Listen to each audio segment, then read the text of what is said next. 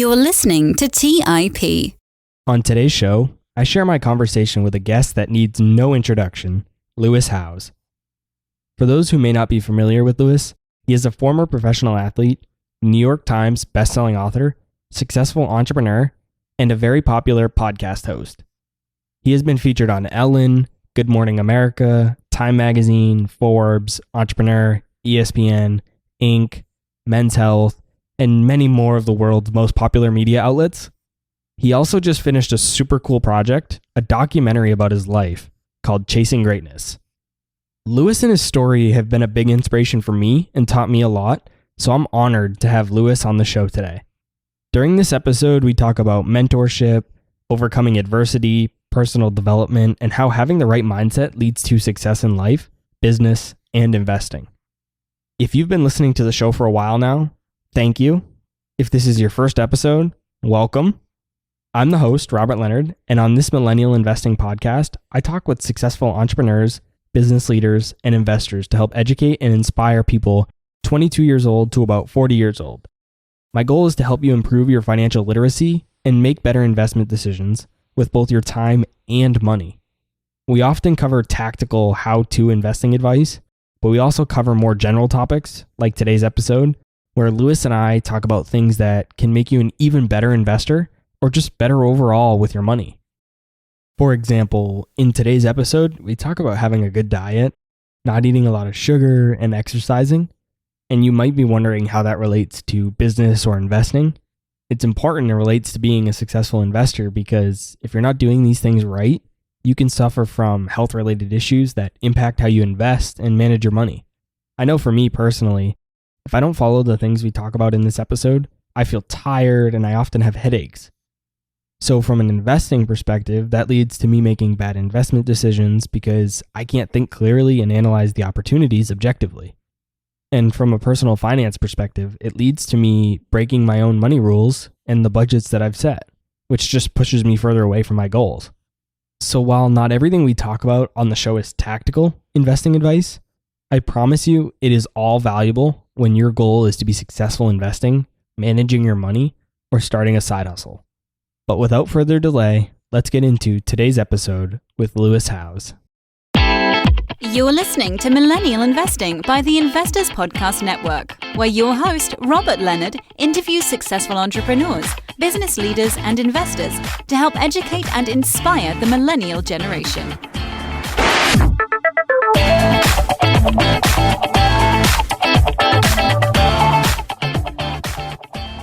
Welcome to today's show. As always, I'm your host, Robert Leonard, and I'm super excited to have Lewis Howes here with me today. Welcome to the show, Lewis. My man, thanks, Robert. Appreciate you, man. I'm sure a lot of people listening to the show today are familiar with you, but I've personally been super inspired by all the things you've done. So can you tell me the story of your success and what you had to overcome? Well, I mean, there's lots of stories you could tell, but I think the main story is that I used to be a professional football player. That was my dream. I got injured very quickly in my first season, and I didn't have a backup plan. My whole goal, my entire life was to make money catching a football or playing some sport. So when it was over, I just had no clue what steps to take and who I was supposed to become because the thing I wanted to become, I could no longer do. And I remember after many months of kind of being, I guess, a little bit depressed, but I had a cast on, I had surgery, and I was living on my sister's couch for 6 months. And during that time, I just remember asking myself, like, what am I supposed to do now? Dream is done. Who am I supposed to be? This is what I'm known for. This is the only thing I'm good at. I don't have any other skills. I don't have any college degree. So what am I supposed to do? And I remember eventually telling myself, okay, what you know is sports. You need to make this next phase of your life a sport. You need to make life a sport. And you know how to play a game. You know how to be a part of a team. So what's the first step to recreating a sport in life? For me, it was finding a coach. I knew that great coaches that I had, I wouldn't have been able to achieve the results in sports without them. So I started to look for mentors ASAP. I started to reach out to anyone that I'd met in college or anyone that I'd met as a coach previously and just start reaching out to people and ask them for really if they'd mentor me and coach me. And I found 3 great mentors early on who were able to give me some great coaching and guidance. And the second thing I did is I said, okay, I'm going to create some goals. Just like in sports, I had goals for a season, for my career, for all these things. I'm going to write down a list of goals. And then after that, I just would check in with my mentors every week on my goals, the action steps I was taking. I would get feedback on the failures I would make, and I just kept moving forward every day until I would achieve them. So it really wasn't this like complicated of an idea. I just recreated a sports feeling into life. It was very hard to take the action, to get the failures, to learn something from scratch. It was hard, but it was a simple concept, but it was hard to implement. But that's something I've been doing now for the last, 12 years now. And I just keep repeating it and reinventing it with everything that I'm doing, with every new goal that I have. Being an athlete myself for almost my whole life, I know that I've learned a ton from playing sports. What did playing sports teach you about business and just really life in general? I think you learn a lot about yourself when you're playing sports, because the greatest thing about the sports that I played, there was no judges in the sports that I played. It was always you either scored more points, you were the fastest person in the race. It wasn't like, oh, I think they did the best. Like a gymnast, I feel like has a hard time. You're judged based on a bunch of people saying, I liked that or I didn't like that. Whereas my sports, where you scored the most and you won or you lost, it was very clear. I learned a lot about myself from a lot of the times losing, because I was a very sore loser. And I continued to apply that mentality into business. Whenever I would lose at something or fail at something, I would beat myself up. I would get angry. I would work even harder. And it left me feeling very unfulfilled. So what I learned about myself is that life is a sport, and it's a mirror. The sports I played and how I reacted in sports was the same way I reacted in business, until I was able to reflect, realize like this pattern doesn't work for me. I'm going to start reacting in a different way and responding in a different way when I fail or when I mess up or when something bad happens. So I was just able to see that through reflection. Sports and life are very similar, and they were able to show me who I am and reflect on those things. In addition to everything else you went through in life, sports were your whole life and all that you really knew until it all came to a halt and you were sleeping on your sister's couch. Despite all of that, you were still able to become a New York Times bestselling author, build a multi-million-dollar company, and have a super popular podcast. How were you able to cultivate a champion's mindset and turn that adversity into an advantage? To be honest, sometimes I think you either have a desire or you don't. And I just always had a desire to win and to do something great. And I'll work with a lot of people who want coaching from me or who email me who just say, well, I have this dream, but they don't have the desire. And I think you need to have both. You need to have a clear, big dream. If you want to be a champion mentality, you need to go for the champion's dream. And you need to have a desire that is unwavering. And I had a desire that was so strong. It was like, I felt like I was starving every single day. And I was so hungry to eat. I was so hungry to learn, to grow, to achieve, to reach that championship in every sport that I was doing. And I can't really say how I developed it. I can probably say how certain things in my life set me up to feeling that hunger, like being sexually abused when I was a kid, like my brother going to prison when I was 8 years old, like not having any friends pretty much until I was 13. And being picked on and made fun of all the time, being in special needs classes, never feeling good enough. It was a combination of events that created hunger within me and made me feel like I want to prove the world wrong. Like the world was against me and I'm going to prove the world wrong. So I think it was a combination of events that made me cultivate that and say, I'm going to either allow this to defeat me or I'm going to step up and use this to define something greater in myself. And for whatever reason, I don't know if that's just natural instincts or I don't know if that's just how we are as humans, I decided to just step up as opposed to fall down. That's how I did it. What is something that you're still working on to this day? What are you trying to improve on? Patience. I think it's easy for me to compare myself to where I think I should be or see other friends that have something that maybe I don't have and say, oh, I should be much farther along than I am. And yet every year I'm growing and I'm impacting more people and I'm really grateful for that as well. So I think, again, it's human nature to want to create more and not be satisfied with where you're at. And that makes us want to learn and grow and be better. So I don't beat myself up. I'm not like suffering inside because I'm not where I'm at. But I think having patience, just being like, okay with where I'm at, saying, okay, I'm going to be hungry for more, but I'm also okay, and being peaceful about it all. So less stress, more patience, and that solves a lot of problems.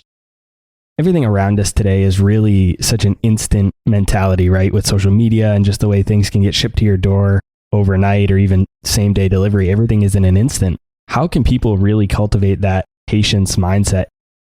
I think the first thing is just creating some simple practices for yourself. You know, when we don't have a practice in place, then we forget to have patience. We're so quick to respond, quick to react, quick to check our phone, quick to check email, as opposed to having structure and practices in place. Structure actually gives you freedom, gives you peace, and allows you to be more productive when you create structure, when you create parameters in your life. As an athlete, we had structure and practices. We didn't just say, okay, we'll see you out there on the field sometime in the afternoon and throw the ball around and figure it out. We said, no, be there at 3:20 for warm-ups. 3:30, we start on the dot. 3 to 3:15, we do special teams.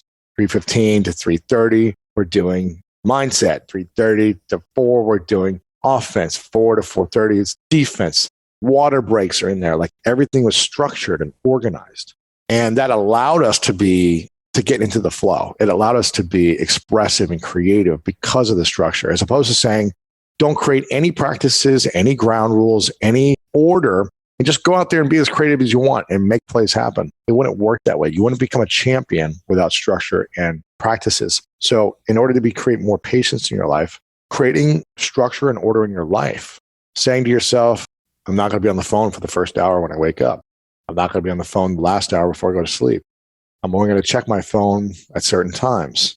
I'm not going to be on email at certain times. I'm going to create meditation practices throughout the day, or I'm going to go for a walk twice a day for 10 minutes and leave my phone back so I'm not checking it. Give myself peace of mind. Whatever it is, you got to figure out what the practice is for you to create that patience. But you got to have order and structure in your life. Gary Vee talks a lot about self-awareness and how that can help with developing patience. How important do you think that is? Well, I think emotional intelligence, or what Tony Robbins says, emotional fitness, has transformed my life. And I guess you can call self-awareness emotional intelligence in some ways, because it's really understanding your emotions and the emotions of other people. And when you can understand and have empathy and compassion for your own emotions, where you're at in your life, and also understanding why someone else might be reactive in a certain way, you can take a step back, take your ego out of your body and place it over to the side and just kind of look at your ego reacting and not make you react. You know, your body and your mind and your heart can be present as opposed to reactive. And I think that's all about dealing with emotional intelligence. That's all about dealing with your past, healing from the past, forgiving yourself, forgiving other people. And if you are listening to this right now and you have moments of your past that still hurt you, that still make you scared, that still make you insecure, that you see someone on the street that you've known and it makes you run away from them, if there are things that you haven't forgiven or let go of or apologized for, step one is really healing the past and forgiving yourself. And that will set a foundation for creating more emotional intelligence and patience moving forward, or self-awareness, like Gary likes to say. What is an example of a positive habit that people should implement in their lives that would really have a big impact, but just for some reason, people seem to just overlook it? No sugar, no alcohol, no cigarettes. 1, 8 hours of sleep minimum is 2, and then some type of high intensity physical workout 5 days a week is 3. You do those 3 things, you're already 90% of the way there. What impact do those things have? Clarity, patience, joy, freedom. You know, when you have sugar, alcohol, or cigarettes, you're damaging your body. When you damage your body, you become depressed. You become low energy. When you have low energy and become depressed, you make poor decisions. You hurt yourself and you hurt other people. That's 1. You don't get 8 hours of sleep. The science has proven that you're going to have less energy. You're going to be less smart. You're going to have poorer memory. You're going to make poor judgment calls in your life. And your body will not live as long as it can if you get less than that amount of sleep. So if you want to make an impact in this world, you want to set yourself up to live as long as you can, you need that type of sleep. Cut out alcohol, cigarettes, sugar, exercise. It's just proven with the science that when you exercise, you create endorphins, dopamine, natural endorphins, dopamine to bring joy, to feel more excitement, to feel more positivity, happiness in your life. You build self-confidence. When you work out, you become more secure with yourself, less insecure. You develop a sense of pride. So by doing hard things on a daily basis, you build pride, you build self-confidence, and that helps you go for your dreams. And anything that supports you in achieving your dreams is supporting you in your life. Yeah, I recently read Matthew Walker's book, Why We Sleep, and that was really just such an eye-opener for me. I mean, it just provided so much clarity as to why sleep is so important. And I think we get stuck in that hustle mindset these days, but it really is about being productive in the hours you're awake and really making sure you get as much sleep as you can.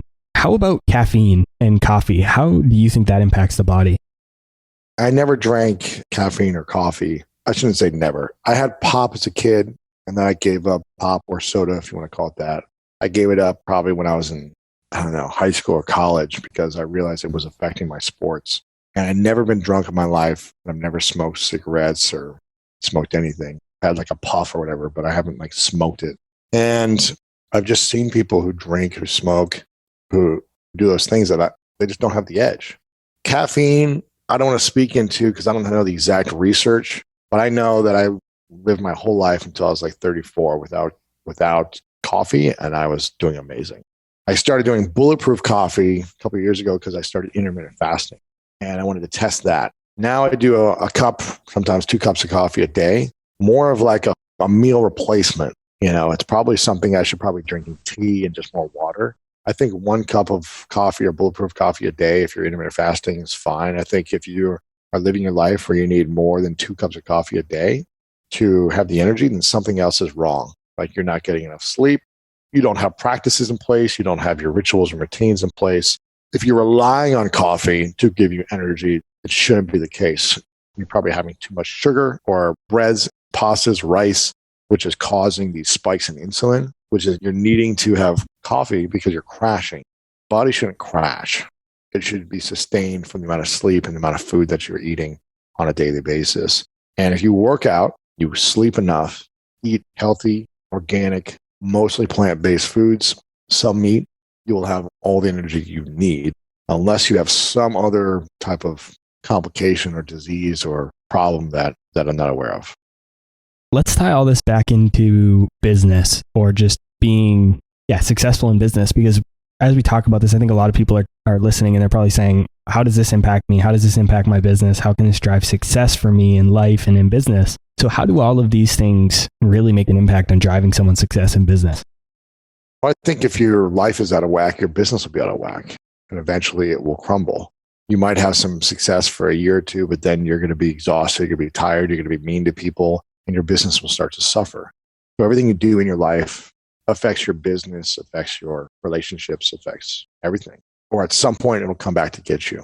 So building these habits, the habits I learned from sports, creating structure, saying positive things to ourselves, having goals, getting enough sleep, eating well. This is just basic one-on-one life. To be a great athlete, I just transitioned it and used it into business. And I just said, okay. I remember the first 4 years in business, I didn't own a TV. I just said, TV is a distraction. It's unproductive time where I could be putting that into launching my business and growing it faster. So it's just minimizing the things that aren't going to support your dreams and goals. Alcohol doesn't support your dreams. 3 hours of sleep every night doesn't support your dreams. Getting lazy and fat and exhausted doesn't support your dreams. Doing the things that will support your dreams is what is your duty in life, because your dreams matter because you were born. I want to talk about having mentors. I personally get asked about it a lot, so I can only imagine that you do as well. And I know in your books, on your podcast, and on your website, you talk how important having a mentor is. You've even said that it's a requirement for success. And you mentioned at the beginning of the show that you had some mentors that were really crucial for your success. Why is it so important to have good mentors? I just think you want to find people who can be a great compass for your life. Hopefully, your parents taught you everything you need to know, but that's just not the case.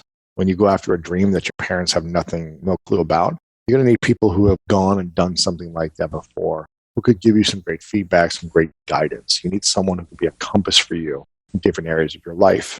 And maybe that could be your parents. Maybe that could be a brother or a sibling or an aunt or uncle or something like that. But most likely, you're going to need someone outside of the family at some point if you're going to reach for this championship level in your life, whether it be your career, a marriage, a business, whatever it may be. You're going to eventually need some outside guidance.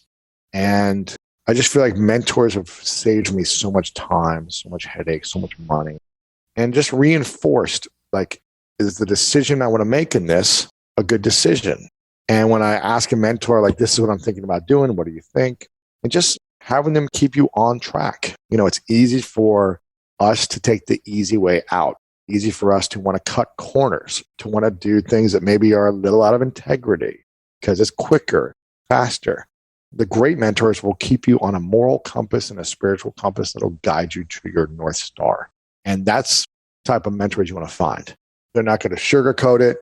They're going to be supportive and loving, yes, but they're going to also keep you on track, tell you how it is. You don't want someone to always agree with everything unless it's exactly what they would do. But goal is to just have someone be a great moral compass for you to become a better human being. How can somebody go about finding those type of mentors? I just think the world makes room for passionate people. And when you put yourself out there in a passionate way, you start to excite mentors and get the attention of potential mentors. Could be like, oh, I see something. There's a passion in this person, you know, I used to have when I was younger or whatever, right? And I think if you go about it in a I don't care type of mentality, then you're going to get that type of response. But when you're passionate about something, excited in your emails, you're excited on a phone call when you meet someone, and you start with that intention of like this passion for this idea, you'll start to attract more people than you think who want to support you, who want to help you.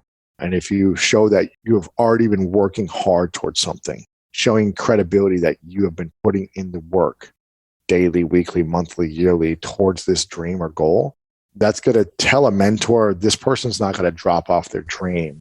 If I'm helping them or coaching them, they're not just going to stop in a month when it gets hard. They're already doing hard work. So I can trust that my time is not going to be wasted, because the biggest thing a mentor has is their time. And if you waste their time by just asking them questions and not taking action, then why would they want to work with you? They only want to work with people that they see get results that will validate their wisdom, that will validate their time, that'll make them feel fulfilled. So you got to make sure you have those things before you go after mentors. That's absolutely one of the things that I've noticed with mentors is that a lot of people are willing to help, but they want to see you take the action. If you go out there and you're not taking action on what they're telling you, then they feel like their time is wasted, and that, wasting their most valuable resource. They don't expect you to not make mistakes or anything like that. But mistakes are good. They want you to come to them and teach you that, but you got to take action. That's it. And I think a lot of people go wrong with mentors is, at the beginning at least, they're not looking to build a genuine relationship. They're more just firing off emails saying, hey, will you mentor me? Hey, will you mentor me? That's not really how it's done. It's building a genuine relationship. Yeah, and I think also doing your research about the mentor, not just because, oh, I just saw this person on Instagram or Twitter that they had a big following and they did this big company, like I'm going to reach out to them. Like, I think you want to admire your mentor for a while, your potential mentor. You want to follow them. You want to read their stuff. You want to learn about what they did 10 years ago. You want to know as much as you can about them.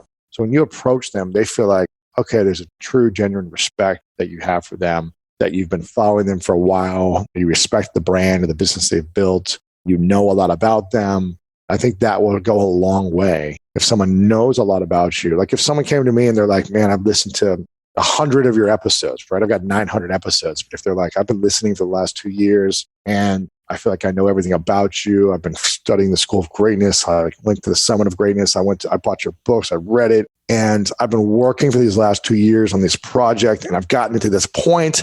And I feel like I just need some answers on how to get it to another level. Like, is there any way I could jump on 5-10 minutes and just get it? I've got these 2 questions. I really love your feedback. And I just think you would have the answer. Like, I don't know if I'd say yes or not, but something like that would be more enticing for me than just, hey, will you mentor me? It's like, it all depends on how much time the person has. It may not be the right timing, but if someone approached me like that and they were that devouring of my content, and they were specific about what they got from it and how they applied it. And they were like, can I at least email you a question? I would answer them via email. Maybe I'd get on a call the next time and go back and forth and build a relationship. But it's like, it's got to start somewhere. So, yeah, I mean, you have to prove it. You have to prove that you're willing to do this thing. So, start with an email, and maybe it goes back and forth 2-3 times on an email. And then maybe you show them that you're willing to actually do what they've taught you. And then you can dive into a call. I mean, I know you've talked about mentoring people through your podcast, since, I mean, you can't possibly mentor everyone that you'd like to. No. So your podcast is a great way to do that. And that's why I do it. Yeah. Go, if you want to be mentored by me, go listen. I'll teach everything I know there. Exactly. And I personally love this idea of having someone as a mentor indirectly, because for me, there are people I personally look up to as a mentor that would probably never mentor me one-on-one. They just don't have the time. Yet I can still learn so much from them.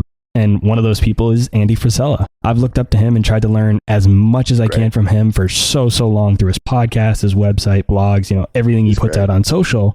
And I feel like I'm able to have him as a mentor. And, the same goes for other people as well. Why do you think more people don't take advantage of that indirect relationship or indirect mentorship that's now available because of technology? They're lazy, man. I mean, listening to something for an hour a day, watching videos, reading books, going to events. People are lazy. They have excuses. They'd rather watch TV. They'd rather just flip through Instagram or TikTok or whatever it is. They want it, but they're lazy. They don't have this desire. And that's what I think I talked about in the beginning. Like, you might have a dream. Yeah, I want to make $1 million. Yeah, I want this car. I want this house, whatever. I want to be the CEO of a big company that gets bought by Facebook. Okay, but do you have the desire? And the desire comes from hunger. It comes from a lack of something. I had a lack in my life. And I was like, I'm sick of feeling hungry. I want to freaking be full. I want to eat. I want to go after this thing. And people have a lack of desire. And that's what holds them back. It really kind of blows my mind because, if we were able to show people back in the 90s or 80s what we have available now to us to learn from these people, they would be amazed at the opportunity we have, and that people aren't just taking as much advantage of it as they can. Is insane to me. For me, I mean, Andy, using Andy as an example, he just ended his podcast, the MFCEO Project, and I'm gone back. I'm listening from episode 1 all the way back through, a couple 300 again. I know having a great mentor is a big component of a winning team, but there are obviously other pieces that are needed too. Who else is needed, and how can the audience find the right people outside of just a mentor to build a winning team? In business or in life? Let's talk about both. I think you just need someone to keep you accountable that you respect. I've got my COO as a friend of mine I've known for 15 years. It just keeps me accountable to my word. It's easier for us to lose willpower over time because doing hard things is hard consistently. So having someone to hold you accountable that you respect, that's not going to buy into your BS, that's not going to allow you to just make excuses. I just think that person's important. And that needs to be a person very close to you that you spend a lot of time with. Otherwise, you're going to fall. Your willpower is not strong enough over year after year, constantly by yourself to stick to the hard goals you have to yourself, hard habits. I think your partner in your intimate relationship is someone that needs to really, it's got to be both ways. They've got to be willing to lift you up in a big way. The same with you, but they've got to be a person who you respect so much that their words to you mean a lot. And when they give you feedback, you listen. You don't just dismiss it. If you're around that person, sleeping with them every night, waking up next to them, spending so much time with them, you need to respect them so much. So you need to make sure you choose the right person you're going to be with, because they're going to be giving you they're going to be saying a lot of words around you, and those words are powerful. So you need to make sure you really respect that person.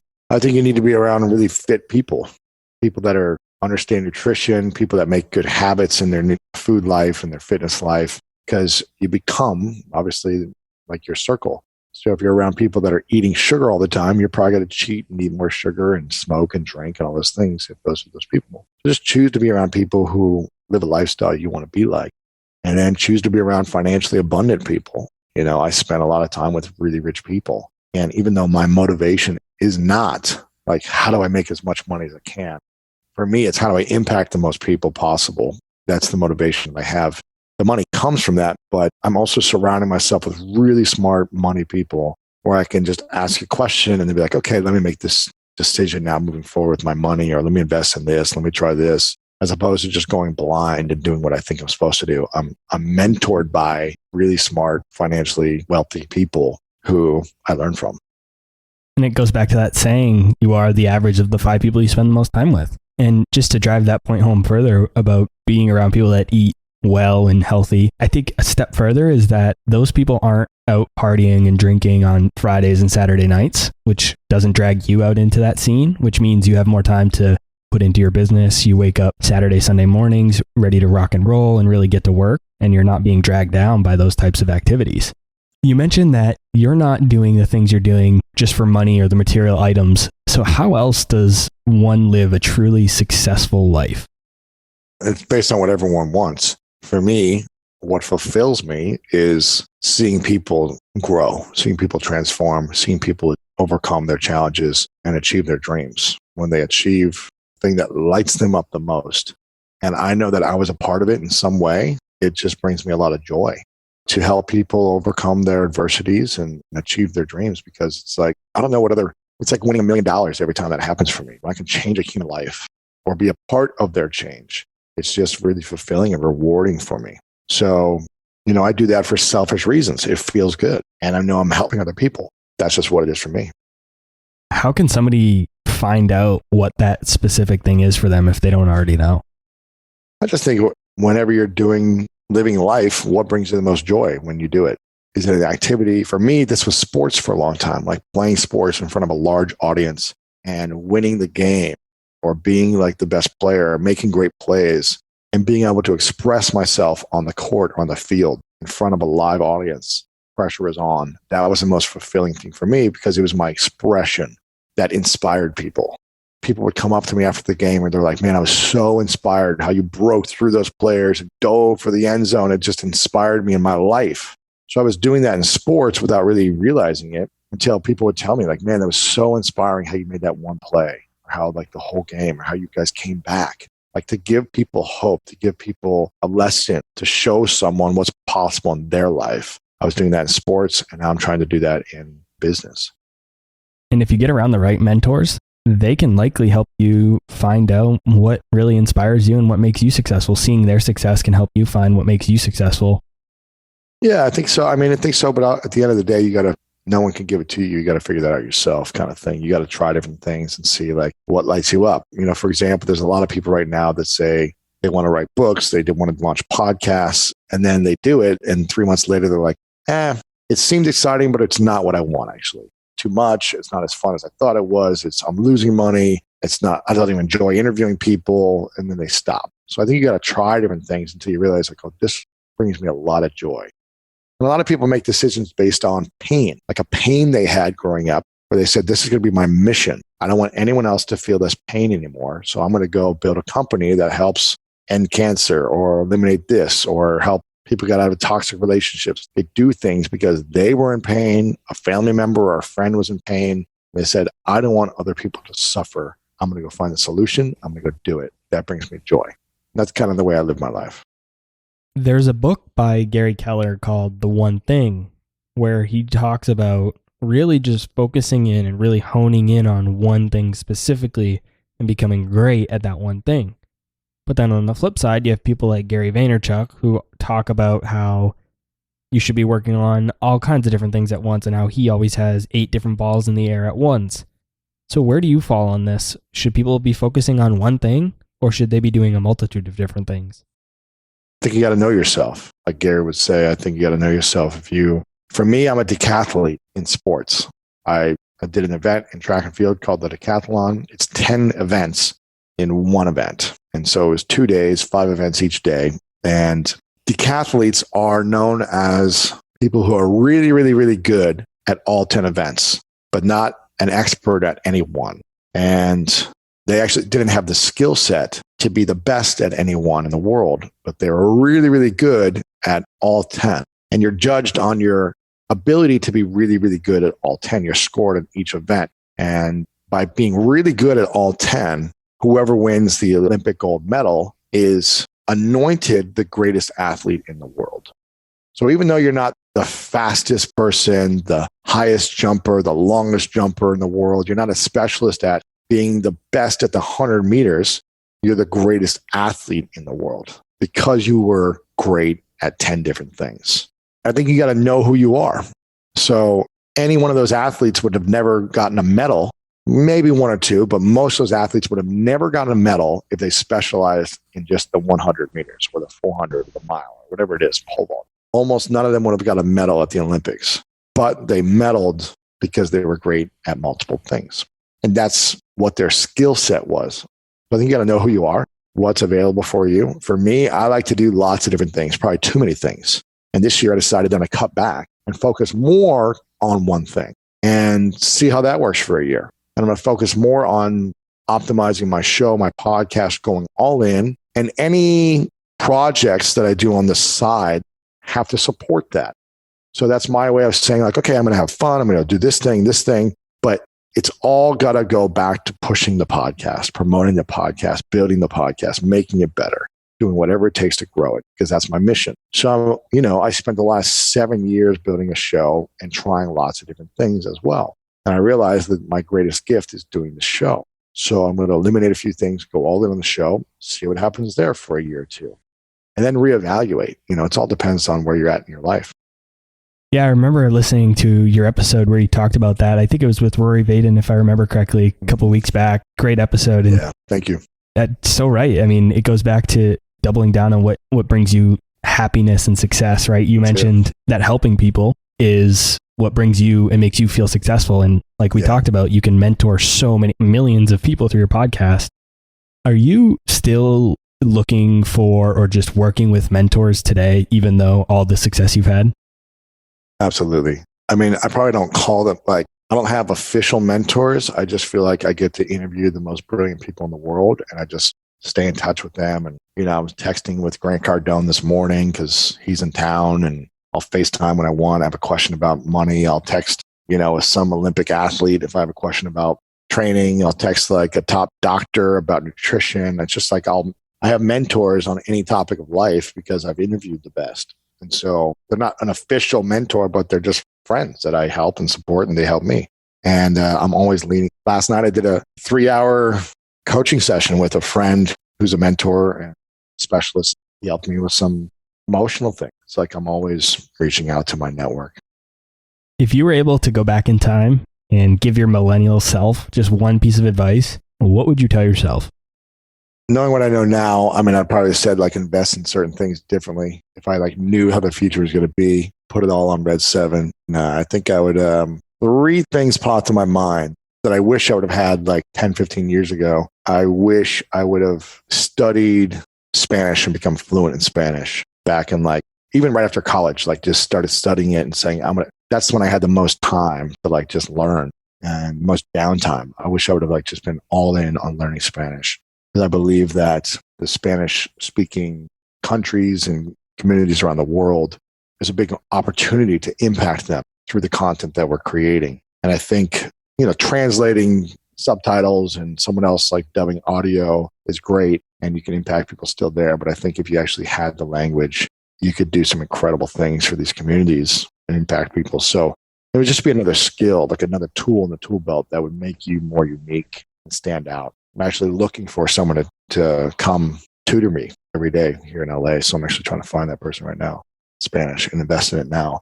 Because I don't want to regret in 20 years still not having the language, still not being at least fluent enough to have conversation. The second thing I would say I would have invested in, I feel like I did a pretty good job with my health, but I think I would have invested in learning how to cut out sugar 100%.